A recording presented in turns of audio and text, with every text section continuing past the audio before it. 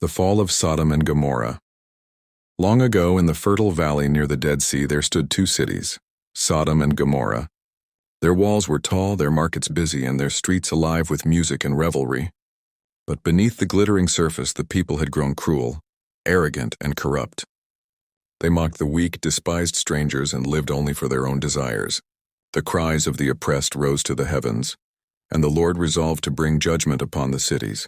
But in the midst of this darkness lived a man named Lot, nephew of Abraham, who struggled to remain righteous in a land overflowing with wickedness. One evening, as shadows stretched across the streets, two strangers arrived at Lot's gate. They were no ordinary men, but messengers of God. Lot, sensing their holiness, bowed low and invited them to his home, offering food and shelter. Word spread quickly. By nightfall, a crowd of men from the city surrounded Lot's house, demanding the visitors be handed over to them for abuse. Terrified but resolute, Lot stood in the doorway, begging them to turn from such evil. The mob surged forward, but the strangers revealed their true power, striking the crowd with sudden blindness. Panic filled the streets, and the mob stumbled away in confusion. The messengers turned to Lot. "Gather your family. Leave this place at once. The city will be destroyed." Lot hesitated, his heart torn between his possessions, his home, and the warning. But the angels seized him, his wife, and his two daughters by the hands and led them out of the city.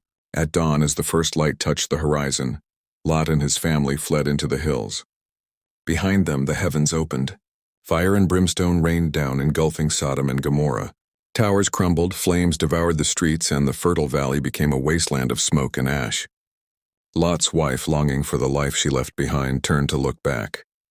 In that instant, she was transformed into a pillar of salt, frozen forever as a warning to those who cling to corruption. By midday, the two cities were gone, swallowed in fire and silence.